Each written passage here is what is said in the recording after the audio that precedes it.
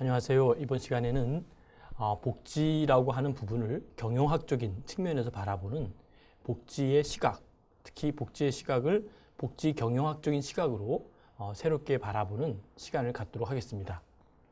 사회복지를 사회복지 부분으로만 바라보다 보면 한계가 있고 또 그 한계 속에서 우리가 나아가야 될 많은 그러한 과정들을 우리가 간과하게 되고 또 잃어버리게 되는 경향이 있다는 것이죠.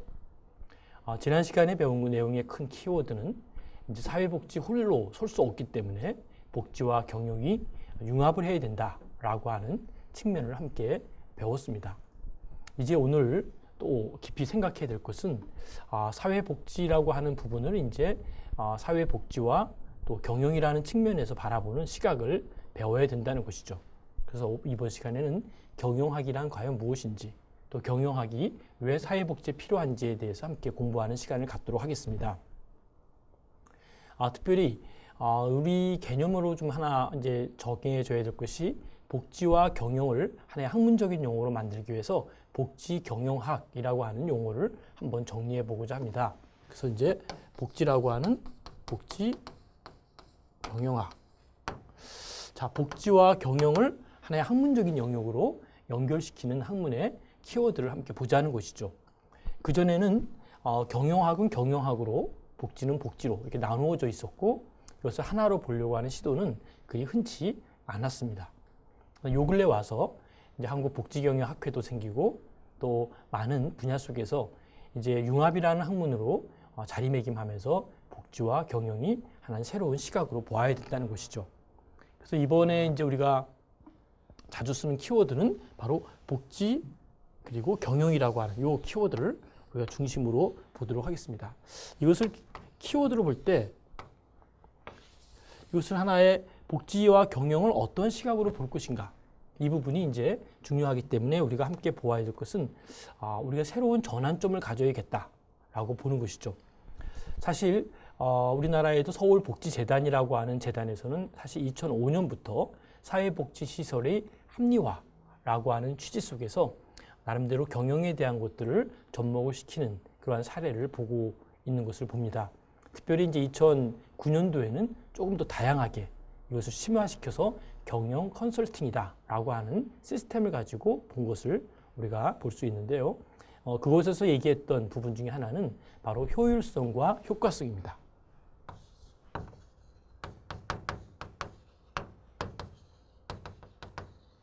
자, 효율성과 효과성이라는 그 축 속에서 복지 경영을 보자는 그런 측면이죠. 그런 측면에서 이제 나름대로 복지와 경영을 새로운 컨설팅으로 보는 시각으로 새롭게 만들어졌죠. 그전에는 사실은 복지라고 하는 부분을 어떤 컨설팅이라든지 또 이것을 어떤 합리화라든지 또 경영이라든지 이런 용어를 쓰지 않았죠. 그전에 주로 썼던 것은 사회복지 운영이라는 말을 썼었죠. 운영이라는 말과 경영이라는 말은 겉으로 보기에는 또 과정에서는 비슷해 보이지만 결과적으로 또 그의 그 내용의 퀄리티 자체가 운영과 경영은 상당히 틀리다는 것이죠. 운영이라고 하는 것은 나름대로의 지침에 맞추어서 나름대로 그것을 집행하는 거라면 경영은 거기에 플러스 알파의 경영학적인 측면으로 좀 더 심도 있고 좀 더 나름대로의 역량을 가미해서 경영자의 마인드와 또 경영학적인 접근으로 만들어지는 것이 바로 경영이다라고 하는 것을 볼 수 있겠습니다. 경영학이라고 하는 것은 특별히 이제 자본주의적인 경제관념에서 시작을 했었죠. 그래서 이제 일반적인 기업이라든지 또 사적인 영리를 목적으로 하는 것이 경영학의 키워드라고 볼 수 있는데요. 경영학은 이러한 기업의 활동 그리고 더 나아가서는 조직체 속에서의 활동을 중점으로 진행되는 것을 우리가 살펴볼 수 있다는 것이죠. 어떻습니까? 우리가 경영이다라고 한다면 그 경영학이라고 하는 그 관점에서는 보다 좀 더 심도 있고 보다 효과적이고 효율적인 그러한 측면에서의 접근 방법으로 나아가는 것을 보기 때문에 우리가 추구하는 그러한 사회복지의 자칫 본질적인 소위 그 키워드를 잃어버리고 지낼 수 있다는 것을 우리가 간과해서는 안 됩니다. 그래서 여기서 한번 생각할 것은 사회복지의 그러면 키워드, 사회복지가 함께 진행하고 집행하고 그 바운더리를 넘어서서는 안 된다라고 하는 그 부분은 뭘까요? 사회복지 키워드는 바로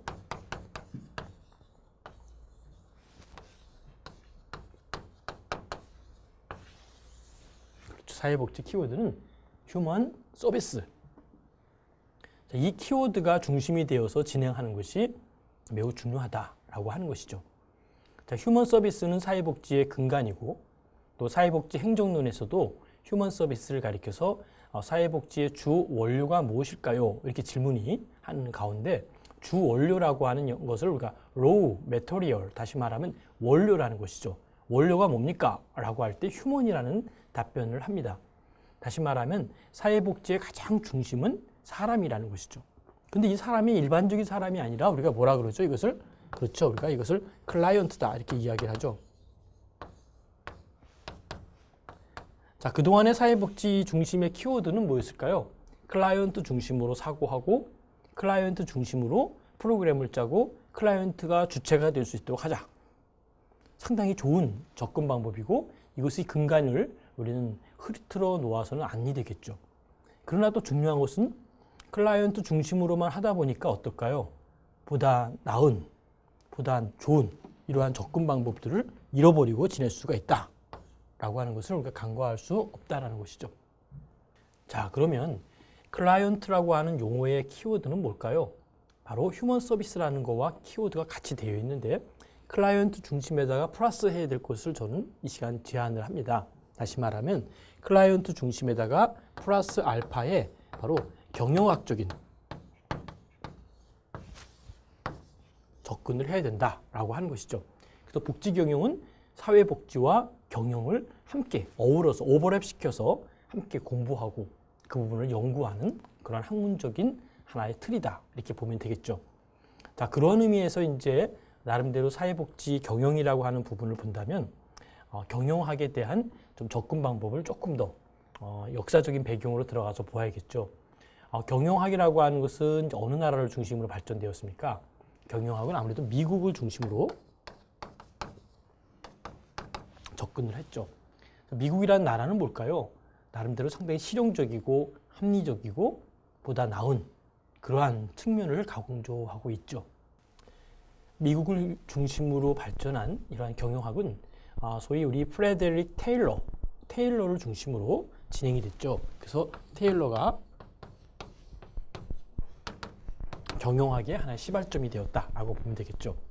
자, 그 경영학의 키워드는 뭘까요? 어떤 생산에 대한 증대를 이야기하는 것이죠. 어떤 휴먼 서비스라든지 어떤 클라이언트 중심이라는 그러한 측면보다는 똑같은 시간대에 더 합리적이고 효과적인 그러한 결과물을 낳기 위해서 생산 증대를 목적으로 하나의 공장 안에서 인간을 어떻게 보았을까요? 테일러는 그렇죠. 과학적인 접근으로 보았다는 것이죠. 자, 그것은 다시 말하면 사회복지적인 측면과는 상당히 어떻게 보면 좀 대치되는 그러한 상황이기 때문에 사회복지적에서 받아들이기는 참 쉬운 부분은 아니었다. 이렇게 볼 수 있겠죠. 특별히 이제 1920년대 중점으로 보면 경영학은 상당히 공학적인 접근을 하죠. 1920년대에는 공학적인 접근을 통해 가지고 소위 과학과 산업 이러한 곳에서 진행되면서 나름대로 경영이라는 논리를 조금 더 합리적으로 만들게 되었죠. 그런데 이런 20년대 들어가서 공학적 접근에 의한 이 산업이 어떻게 바뀔까요? 조금 더 마케팅이라든지 재무관리, 인사관리, 회계관리 이런 쪽으로 좀 다양하게 바뀌어져 가는 것이 경영학의 하나의 시발점이 되었고 역사가 되었다라고 하는 것이죠. 사실 이 부분이 사실 경영학의 중요한 하나의 브랜드적인 역할을 하게 되죠. 특히 이제 재무, 회계관리, 그리고 더 나아가서 이제 마케팅이라는 부분이 이제 이러한 분야에서 중요한 위치를 차지하게 되는데요. 1920년대를 넘어서 1930년대에 넘어가면서는 어떤 관계가 되냐면 인간관계를 중심으로 특히 노동의 관계 그리고 산업의 조직 더 나아가서는 경영관리 이런 측면으로 이제 새로운 패러다임으로 만들어지게 됩니다. 자, 경영학이 이렇게 좀 이 시대적인 기업과 산업과 과학적인 흐름 속에서 상당히 발전을 빨리 하게 된 것을 보게 되죠.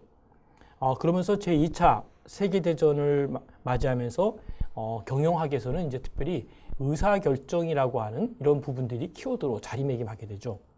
그래서 의사결정에 필요한 어떤 과학적인 기법, 그리고 계량에 대한 분석. 사실 경영학에서 사실 중요한 포인트 중에 하는 것은 이 분석하는 것이죠. 분석.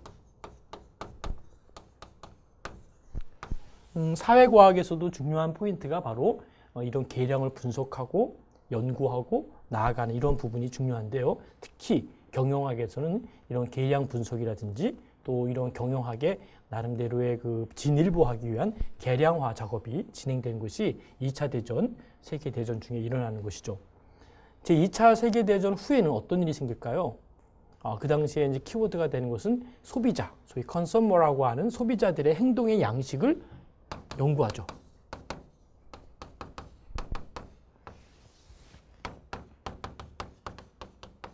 소비자가 지금 이제 클라이언트들이라고도 볼 수 있고, 컨서머리즘이라고 하는 분위기 속에서 행동 양식을 연구하면서 소비자들에 대한 클라이언트들을 중점으로 보게 되죠.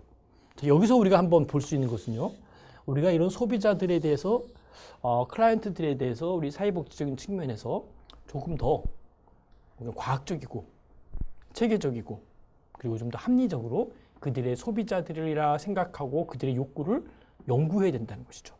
클라이언트가 항상 담보하고 있는 키워드는 뭘까요?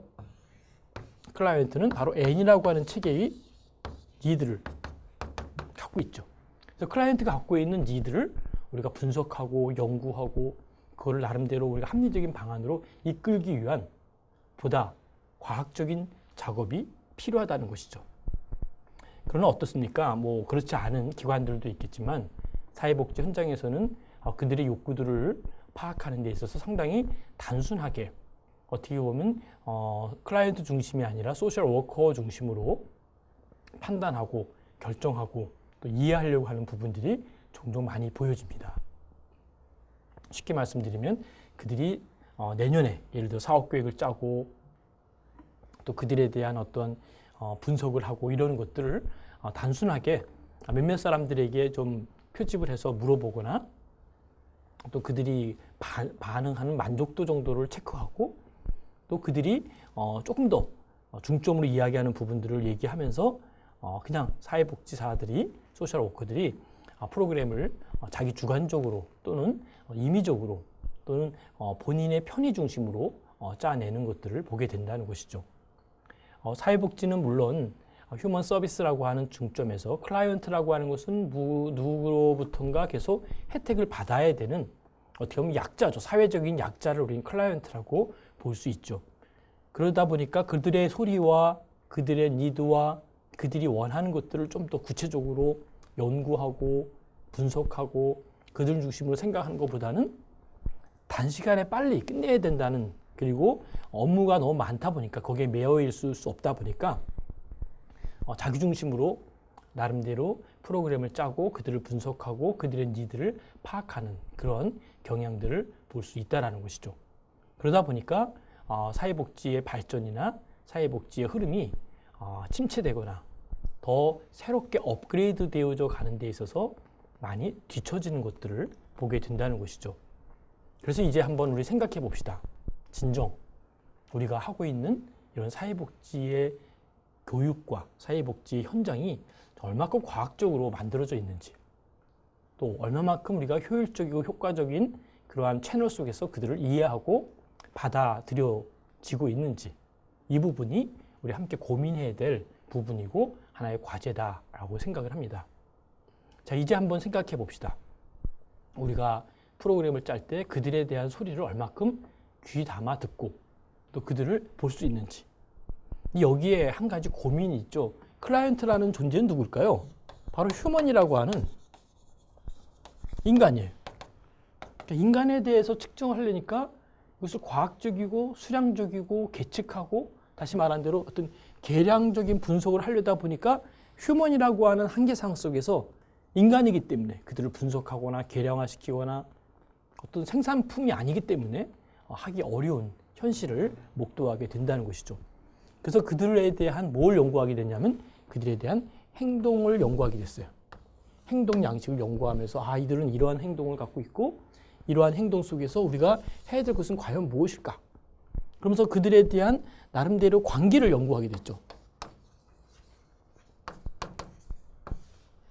그런데 문제는 이러한 클라이언트를 중심으로 만들어졌던 이런 관계를 연구하고 분석하는 이러한 그 계량적인 분석들을 진행하면서도 불구하고 나름대로 이제 만들어진 하나의 경영학적인 접근 방법이 조직이라는 거와 행동을 맞물리게 되죠. 그래서 2차 대전 이후에 많이 만들어졌던 용어가 뭐냐면 조직, 행동론. 자, 조직, 행동론은 뭘까요? 지금으로 이야기한다면은 우리 사회복지적 용어로 좀 새로운 용어를 말할 수 있겠죠. 자, 조직 행동론. 지금으로 본다면은 우리 사회복지적인 용어로 본다면 뭐 어떤 집단 사회 사업이라든지 또 지역사회 조직이라든지 이런 쪽하고의 연계상 속으로 볼 수 있겠지만 그들은 하나의 조직을 하나의 행동으로 같이 연계생 속에서 분석하고 연구하는 과정을 만들게 되었죠. 그 이후 1900 전쟁 이후 1990년도에까지는 그 이후 많은 다양한 이론들이 나오게 됩니다. 그러면서 그 경영학의 많은 이론들이 그때 많이 축적이 되었고 이제 오늘날까지 와서는 어떤 경영학의 다양성 그런 가운데 시장의 다변화 속에서 소위 이제 국제 경영이라든지 또는 뭐 리스크 관리라든지 소위 정보 시스템이라든지 그런 다양한 학문적인 영역으로 만들어지는 것을 보게 됩니다. 자, 경영학이라고 하는 것은 그 또한 응용적인 학문이다 보니까 어떤 경영학이라고 하는 정체성 속에서 이것이 경영학이다 이렇게 딱 만들어지지 않는 부분이 바로 이러한 사회복지도 마찬가지로 심리학이라든지 사회학이라든지 나름대로 뭐 역사라든지 뭐 인문학이라든지 여러 학문들이 융합되어서 소셜 웰페어라는 학문으로 만들어졌죠. 그래서 우리가 사회복지가 무엇입니까 하면은 사회복지는 순수 학문이 아니라 어떤 거라 그러죠? 응용 학문이다 이렇게 제안을 하는 이유가 바로 사회복지적인 틀 속에서 사회복지가 이런 한계상 속에서 어떠한 그 응용적인 것처럼 경영학도 마찬가지라는 것이죠. 그러다 보니까 그런 응용적인 학문과 응용적인 학문이 연결되다 보니까 상당히 다차원적인 학문으로 만들어질 수 있고 또 어떻게 보면 상당히 애매모호한 학문으로 만들어질 수밖에 없는 그러한 학문적인 약점을 갖고 있다라고 하는 것을 볼 수가 있겠습니다. 자, 여러분 경영학이라고 하는 것은 하나의 이제 우리가 또 잊지 말고 생각해야 될 것은 경영학은 개인의 한계를 반드시 직시하고 있는 것이 하나의 특징입니다. 다시 말하면 개인이라고 하는 존재는 불완전하다. 개인을 우리는 클라이언트로 본단 말이죠. 그죠? 그러니까 그런 의미에서 본다면 경영학도 개인은 능력이 한계가 있다. 다시 말하면 한계가 있는 그 능력이기 때문에 다 할 수 있는 것이 아니기 때문에 집단이 모이고 조직이 되어서 조직 속에서 그 일을 해나가자는 것이죠. 그래서 경영의 키워드는요, 혼자 뭐 하는 것보다는 자꾸 조직을 만들죠. 일반 기업으로 보면은 뭐 회장을 만들고, 뭐 부사장을 만들고, 사장을 만들고, 임원진들을 구성하고, 그 안에 또 조직을 만들고 막 하는 이유가 뭘까요? 사람은 한계가 있다는 것이죠. 한계가 있지만 그 강점과 강점의 사람들이 모여서 나름대로의 무언가를 만들어가요. 아이디어를 만들어내고 뭔가 아이템을 만들고 프로젝트를 만들고 그 사업을 하고 그러면서 뭔가 팀이 하나의 공동의 뭐를 만들까요? 그렇죠. 공동의 골이 있어요. 공동의 하나의 목적을 놓고 그리고 열심히 해가지고 그 목적에 따른 하나의 또 타겟들을 두죠. 타겟. 그렇죠? 이 타겟을 놓고 계속 끊임없이 만들어가요. 그러다 보니까 하나의 목표를 이루고 또 두 번째 목표를 이루고 세 번째 목표를 이뤄서 그 모든 목표들이 목적을 이루는 그러한 과정으로 진행되는 것들을 보게 됩니다. 그래서 이런 한계적인 것들을 이루기 위해서 나름대로 어떻게 행동해야 될 것이고 그리고 어떻게 우리가 조직화시켜야 될 것이고 그래서 이런 조직과 행동에 대한 연구를 하는 것이죠. 자, 그러면 어때요? 조직과 행동을 할 때에 필요한 게 뭘까요? 그렇죠. 서로 모이면 뭐가 필요할까요? 서로 이야기하고 대화하고 그 대화 속에서 이루어져야 될 그 무엇이 있을까요? 그게 바로 커뮤니케이션이죠. 그래서 이런 커뮤니케이션의 역할을 상당히 구체적으로 하는 부분이 바로 이 경영학에서 중요한 키포인트입니다. 경영학에서 커뮤니케이션이 뭐 어떤 여러 가지의 매체를 통해서라든지 또 어떠한 여러 가지의 어떤 프로세스를 통해서라든지 그룹과 그룹 간의 또는 시스템끼리 이런 여러 가지가 네트워크되고 커뮤니케이션 되지 않으면 그 조직은 뭘 이룰 수 없을까요? 이 골을 이루어낼 수가 없어요. 이 골을 이루어내기 위해서는 많은 타겟도 있고 그 안에 많은 조직들이 있다는 거죠. 시스템 1, 시스템 2, 시스템 3, 그 외에 많은 엄청난 조직들을 이루는 이유가 뭘까요? 이 목적을 이루기 위한 하나의 시스템들을 갖추어 나가는 것이죠. 그것이 회사일 수도 있고 그룹일 수도 있고 더 나아가서는 뭐가 있을까요? 국가도 마찬가지로 경영을 하는 것이죠. 시스템이 없는 경영은 어느 순간에 그냥 뭐 무너지거나 힘을 발휘할 수가 없죠. 기업들이 건재하게 커가는 그 에너지의 큰 힘은 뭘까요? 그렇죠. 조직입니다. 그런데 조직이 이 그룹과 계층 간의 커뮤니케이션이 되지 않는 그룹은 아무 의미가 없는 것이죠. 제가 아주 오래된 일인데요. 뭐 기업체에서 어떤 후원을 한다 그래서 아침 일찍 그 기관을 방문했습니다. 그 기관은 뭐 아침 일찍 보통 7시부터 출근을 하더라고요. 출근을 해서 이렇게 그 전에 가서 이렇게 지켜봤더니 모든 사람들이 자리에 있고 그 시간 7시가 지나서 얼마 후에 곧바로 우리 기업의 뉴스 시간입니다 하고 기업에 대한 그날의 일정과 그날의 하나의 그 업무에 대한 지시들을 TV를 통해서 전 지역에 있는 그렇죠. 전국에 있는 그 지점들이 다 그 TV를 보면서 그날의 지시를 받고 업무를 받고 하나의 정신을 만들어 가더라고요. 그거 보면서 그 기업의 스피릿, 기업의 정신이죠. 정신을 계속 심어주는 거예요. 우린 이런 디자인과 이런 마음과 이런 비전을 가지고 일한다. 저는 그걸 보면서 역시 훌륭한 기업과 큰 조직은 다르구나라고 생각을 했죠. 그들이 뭐가 같아야 될까요? 고울이 갖기 위해서는 그들이 갖고 있는 바로 비전이 같아야 돼, 비전. 여러분, 비전이 동일하게 같은 비전을 가지고 나아간다면 굉장한 일들을 만들어낼 수 있고 멋진 작업을 해낼 수 있을 것이다. 이렇게 생각을 합니다. 여러분은 어떠한 비전을 갖고 계신가요? 여러분, 우리가 갖고 있는 비전, 그 비전을 이제 꺼내서 경영은 뭘까요? 그걸 꺼내서 나 혼자 할 수 없으니까 두세 사람이 모이고 두세 사람이 힘들면 10명이 모이고 10명이 힘들면 100명이 모이고 그것이 힘들면 1000명이 모여서 이 조직이 갖고 있는 비전의 하나의 아이템과 프로젝트를 더불어 함께 만들어 가는 것이죠. 그러할 때 필요한 것이 바로 의사결정과 커뮤니케이션이 필요하다라고 하는 것이죠. 그래서 이러한 복지라고 하는 부분이 이제 과학적이고 복지 경영학적인 그런 측면으로 함께 바라보는 그러한 하나의 렌즈를 가지고 보는 것이 필요하다는 것이죠. 자, 사회복지는 어떤 걸까요? 사회복지 하면 뭔가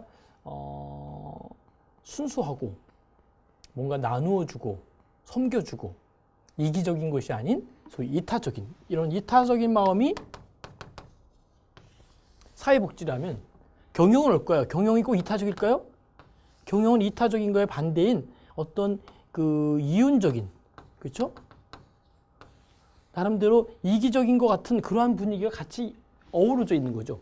그러니까 복지와 경영은 뭐 이윤 창출과 뭔가 아웃풋, 산출이 뭔가 있어야 되지 않을까. 그런 측면에서 뭐가 필요할까요? 이 두 케이스를 연결하는 과학적이고 체계적인 이런 연구가 바로 복지 경영학이다. 이런 측면으로 나아가야 된다는 것이죠. 그래서 이제 복지와 경영의 소위 주체와 객체 이 관계 속에서도 이제는 우리의 관계가 이제는 단순히 주는 자 그리고 받는 자 이러한 어떤 기브 앤 테이크의 관계만이 아니라 서로 코워커를 할 수 있고 또 윈윈 할 수 있는 그러한 측면으로 나가는 것도 상당히 의미 있고 바람직하다라고 생각을 하는 것이죠. 여러분이 생각하는 그러한 의미는 어떤 것일까요? 우리는 복지 경영 하면은 너무 좀 어떤 스스로 그걸 자꾸 이렇게 과연 될 것인가라고 하는 그런 혹시 의구심이나 또 아니면 너무 좀 복잡하지 않은가 이런 생각들을 이제 내려놓고 복지와 경영은 우리가 뗄래야 뗄 수 없는 이 시대적인 가장 필요한 요구사항이고 시대에서 가장 합리적이고 체계적이고 그리고 효과와 효율을 함께 아우를 수 있는 것이 바로 이런 복지와 경영이구나라고 생각하는 것이 중요하다는 것이죠.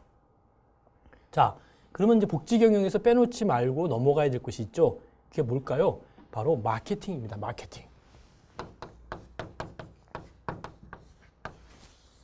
마케팅의 키워드는 뭘까요? 바로 수요와 관리입니다. 수요 플러스 관리. 자, 수요와 관리라고 하는 측면에서 이제 어떻게 될까요? 마케팅이라는 단어를 함께 공유하고 함께 만들어 가야 됩니다. 마케팅은 뭘까요? 물건을 만들어 놓고 판매하는, 어떻게 하든지 잘 판매할 수 있도록 연결하는 그런 파이프라인들을 만들어내고 소비자들의 욕구와 소비자들의 선호에 잘 연결해야 되는 것이죠. 그런데 그동안 경영은 마케팅 쪽에서는 상당히 잘 해왔죠. 역으로 복지 쪽에서도 마케팅을 잘 해봤을까요? 하느라고는 했지만 상당히 단순하게 어떻게 보면 소극적인 마케팅 전략을 해온 것은 아닌가 이렇게 한번 우리는 반성해 볼 필요가 있다라고 생각을 합니다. 왜냐하면 나름대로 우리가 지금 하고 있는 이러한 그 마케팅들은요 상당히 과학적이고 그리고 효과적이고 효율적인 이러한 측면으로 나가야 되는데 이런 그 사회복지에서는 그렇지 못했다는 것이죠. 자, 사회복지에서 특별히 마케팅이 중요한 이유 중에 하나가 수요 관리라고 말씀을 드렸듯이 수요 관리는 뭘까요? 수요라고 하는 건 디맨드죠. 수요. 그 다음에 관리는 매니지먼트입니다. 그러면 DM이라고 약조를 합시다. 디맨드 매니지먼트라고 하는 이 역할 속에서 무엇을 해야 될까요? 수요들이 갖고 있는 니드를 알아내는 게 중요하죠. 그들이 원하는 게 뭘까? 그들이 결핍된 게 뭘까? 그래서 인간이 필요로 하는 기본적인 결핍을 연구하는 게 참 중요하다는 것이죠. 인간은 살아가면서 어떤 의식주의 문제뿐만 아니라 생존하고 싶은 욕구, 또 어떤 자존감, 어디에 소속하고 싶은 욕구, 여러 가지들의 하나의 니드가 있죠. 그 니드를 그냥 우리는 곧바로 서비스를 주려고 하는 그러한 관계 속에서 이제는 어떻게 될까요? 그걸 잘 관리해서 그들이 원하는 게 뭘까? 그걸 좀 분석해보고 그거에 따른 트렌드도 좀 만들어내고 그거에 맞는 마케팅 전략을 한번 넣어보자는 것이죠. 자, 그렇게 되면 어떤 것일까요? 적은 예산을 가지고도 큰 효과를 줄 수 있다는 것이죠. 그들의 욕구를 모르고 프로그램을 짰을 때는 어때요? 100이라고 하는 프로그램을 짰는데 정작 프로그램을 가져가서 그들에게 적용을 시켜보니까 100이라는 게 아니라 50 정도밖에 만족을 못한다는 것이죠. 왜 50이라는 욕구밖에 없었기 때문에. 그러면 어떻게 해야 될까요? 그들의 욕구를 잘 파악해서 그들이 원하는 타임에, 원하는 때에, 원하는 장소에서 정확하게 그들의 욕구를 하나씩 만들어줘가고 그것을 기획적으로 접근해 간다면 그 적은 예산을 가지고도 50이라는 만족도가 아니라 100이라고 하는 만족도로 올릴 수 있는 전략을 한번 짜보자는 것이죠. 이것이 우리 마케팅 전략의 키워드다라고 하는 것이죠. 다시 말하면 그들이 원하는 게 뭘까?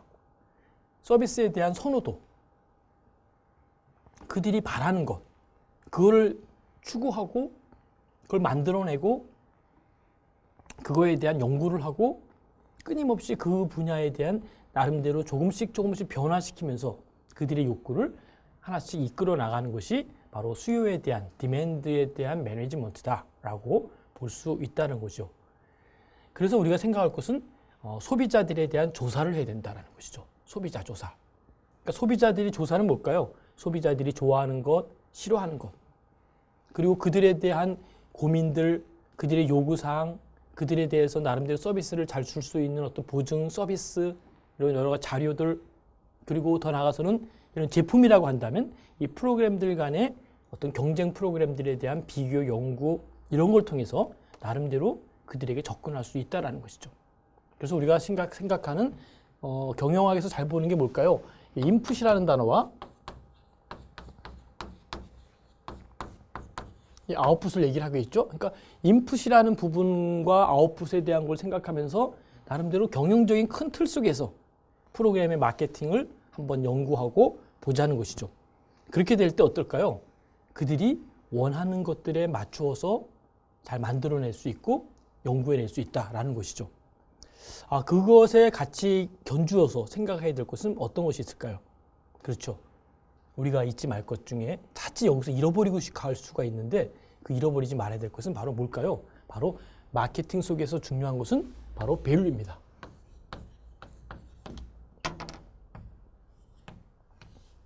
이 가치적인 부분을 빠뜨리고 가면 아주 소중한 걸 잃어버리는 거예요. 다시 말하면 복지 경영학이 그냥 경영학으로 넘어가 버립니다. 그래서 밸류 속에서는 항상 인간의 휴먼 서비스와 레벨을 늘 기억하고 생각하고 나가야 된다는 것이죠.